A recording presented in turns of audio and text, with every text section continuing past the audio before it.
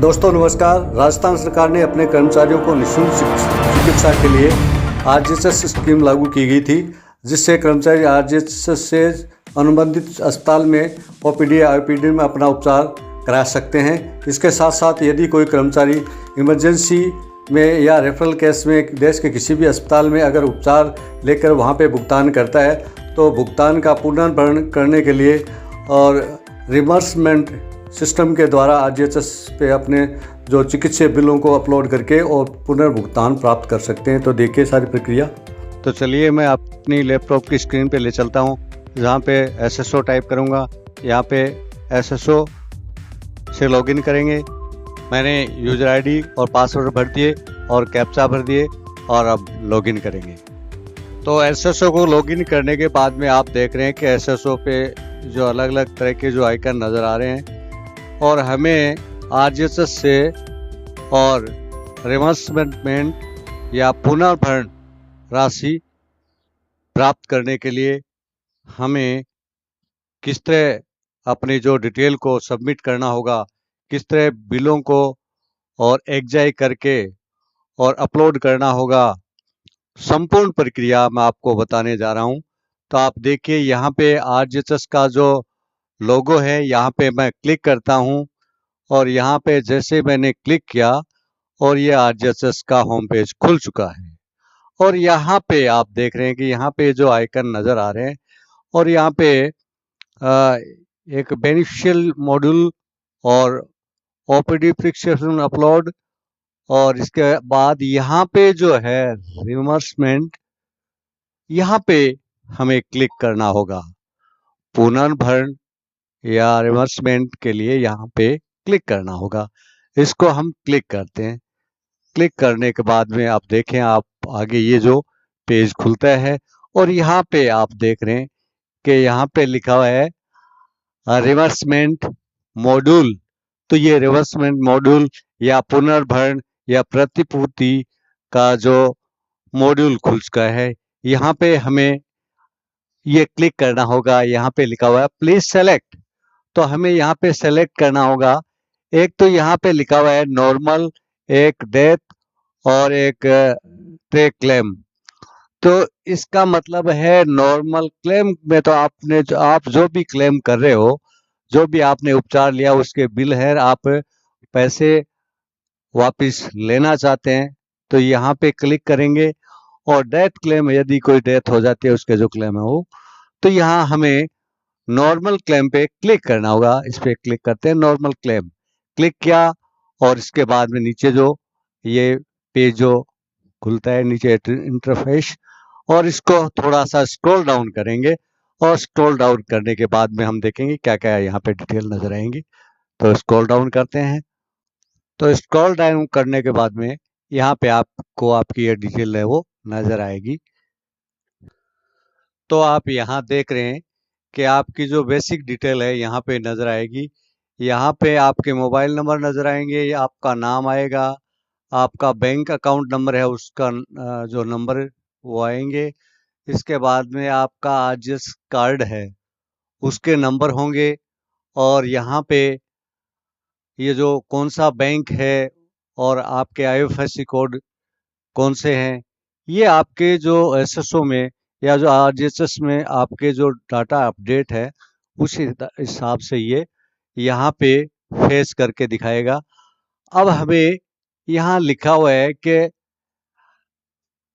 Patient name, यानी आपने emergency में किसी देश के किसी भी अस्पताल में आपने उपचार करवाया है और वहाँ पे आपने भुगतान किया है, उस भुगतान की प्रतिपूर्ति के लिए आप ये जो बिल बनाएंगे या ये जो क्लेम करेंगे, तो यहाँ पे उस पेशेंट का नाम होगा।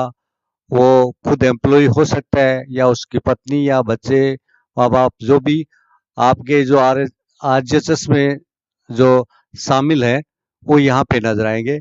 तो इसको आप क्लिक करके यहाँ पे देख सकते हैं, ये जो नाम है यहाँ पे ये नाम नजर आएंगे आपके, और जो भी पेशेंट है उसको आप सेलेक्ट कर लें।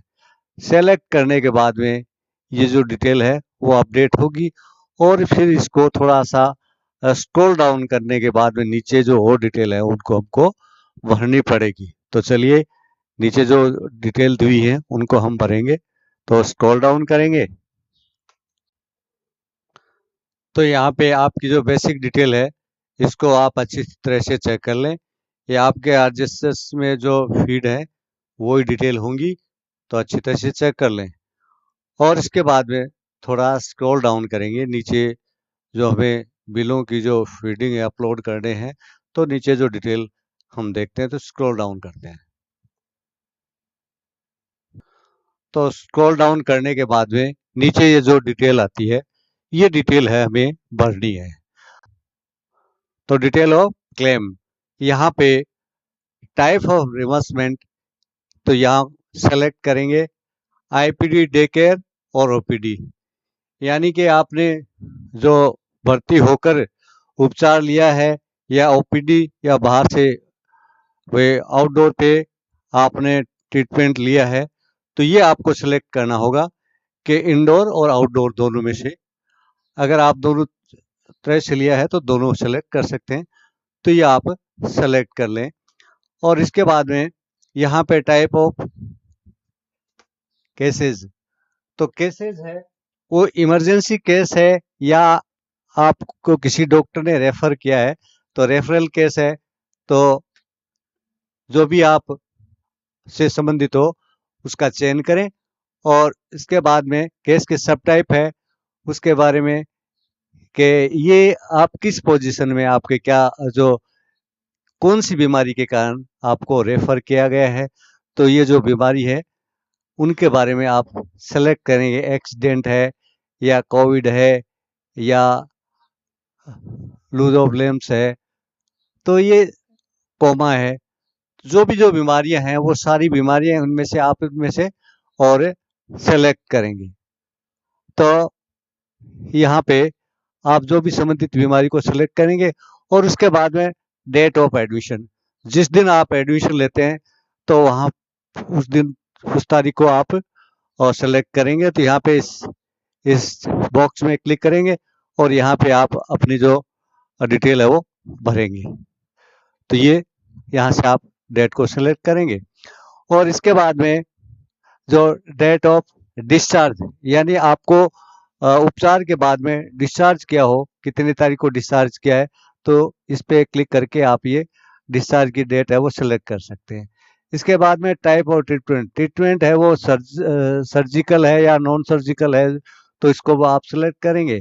उसके बाद में हॉस्पिटल का नाम, जिस हॉस्पिटल में आप उपचार लिया है आपने उसका नाम लिखेंगे, उसका एड्रेस लिखेंगे और उसके बाद में हॉस्पिटल का जो कॉन्टैक्ट नंबर है वो लिखेंगे और इसके बाद में कौन से स्टेट में किया उपचार करवाया है तो उस स्टेट के बारे में आप लिखेंगे।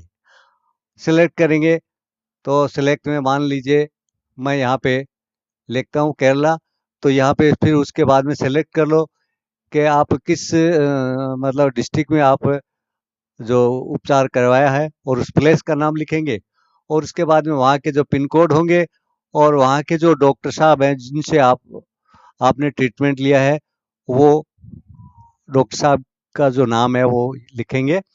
और इसके बाद में और यहाँ पे लिखा हुआ है reason for not availing for the cashless facility in RGSS empanelled hospital, यानी कि सूचीबद्ध अस्पताल में आरजीएसएस में कैशलेस सुविधा का लाभ न उठाने का कारण क्या है, वो कारण आप लिखेंगे यहाँ पे। इसके बाद थोड़ा और स्क्रॉल डाउन करने के बाद में हमें जो डॉक्यूमेंट अपलोड करने हैं उनकी जो डिटेल है वो यहाँ पे भरनी है और डॉक्यूमेंट अपने को अपलोड करने हैं। तो आप देखिए यहाँ पे क्या क्या डॉक्यूमेंट आपको अपलोड करने। अब हम आपके जो आइटम हैं, आइटम वाइज डिटेल, यानी कि आपके जो बिल हैं उनकी डिटेल आप भरेंगे और बिलों की जो राशि है वो यहाँ पे फिलअप करेंगे। तो सबसे पहले लिखा हुआ है आईसीयू रूम चार्ज, यानी आईसीयू में अगर रहे हैं तो उसका चार्ज लिखें। जैसे मान लीजिए मैंने लिखा ये 5,000 रुपये है। और इसके बाद में डॉक्टर विजिट कंसल्टेंट चार्ज, तो डॉक्टर का जो चार्ज मान लीजिए जो भी है डॉक्टर का चार्ज लिखेंगे। इसके बाद में इन्वेस्टिगेशन चार्ज, आपकी जो जांचें हुई हैं उनका कुल कितना खर्चा हुआ वो लिखेंगे। उसके बाद में सर्जरी चार्ज, अगर ऑपरेशन हुआ तो सर्जरी चार्ज, और ब्लड चार्जेज यानी ब्लड जांच जो भी हुई, सॉरी, जो अगर ब्लड डोनेट किया है, दिया गया है, ब्लड चढ़ा गया है, तो उसकी जो कोई राशि है ब्लड से संबंधित। इसके बाद में अदर प्रोसीडर जो चार्जेज है, जो भी उनके जो चार्ज होंगे वो आप उसमें फिलअप करेंगे। और इसके बाद में इम्प्लांट चार्ज, ये जो चार्ज है, और मेडिसिन चार्जेज और दवाइयों का चार्ज है, मान लीजिए दवाइयों का चार्ज है 40,000 जो भी है, और अदर बिल मान लीजिए कुछ भी जो भी राशि है, तो आप यहाँ पे भर लेंगे। तो भरने के बाद में ये टोटल यहाँ पे बता देगा। अब यहाँ पे आपको डॉक्यूमेंट जो अपलोड करने हैं वो डॉक्यूमेंट क्या करने होंगे, तो इसके लिए पहले सबमिशन प्रिस्क्रिप्शन जो पर्ची है वो अपलोड करनी है। उसके बाद में मेडिकल के जो बिल है वो सारे अपलोड करने हैं, और सबमिटेड रिपोर्ट्स एंड इन्वेस्टिगेशन, जांच की जो भी जांचें हैं, रिपोर्ट हैं, उनको यहाँ पे अपलोड करना होगा। और इसके बाद में कैंसिल्ड चेक, एक आपका जो खुद का कैंसिल्ड चेक है वो अपलोड करना होगा, जिसमें आपके अकाउंट में जो पैसे आएंगे। और इसके बाद में डिस्चार्ज समरी, डिस्चार्ज जब करते हैं तो पर्ची में पूरी डिटेल लिखते हैं, तो वो अपलोड करनी है। इसके बाद में डिटेल बिलों की जो डिटेल है वो आप अपलोड करेंगे। और पेमेंट रिसिप्ट, जो आपने जो पेमेंट किया है उनकी जो रसीदें हैं वो आप अपलोड करेंगे। रेफरल सर्टिफिकेट और लेटर, अगर आपको रेफर किया है तो वो रेफरल लेटर है वो अपलोड करना होगा। तो ये सारी जो डॉक्यूमेंट आपको अपलोड करने, इसके बाद में आप देखें। और एक जो एनेक्जर 6 और 7 है ये भी आपको और यहाँ पे देना है। तो ये एनेक्जर 6, 7 क्या है ये आप देखें।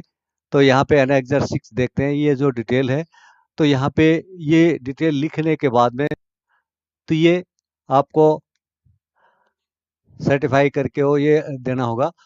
और इसके अलावा ये जो एनेक्जर 7 है, एनेक्जर 7 है ये प्रतिपूर्ति या पुनर्भरण जो बिल हम बना रहे हैं, उसको नीचे दिए गए सबमिट के बटन पे क्लिक करके अपने क्लेम को सबमिट कर सकते हैं और अपने पुनर्भरण राशि को प्राप्त कर सकते हैं। धन्यवाद। यदि आप मेरे चैनल पे नए हैं तो चैनल को लाइक करें, शेयर करें, सब्सक्राइब करें और बेल आइकन को दबाएं।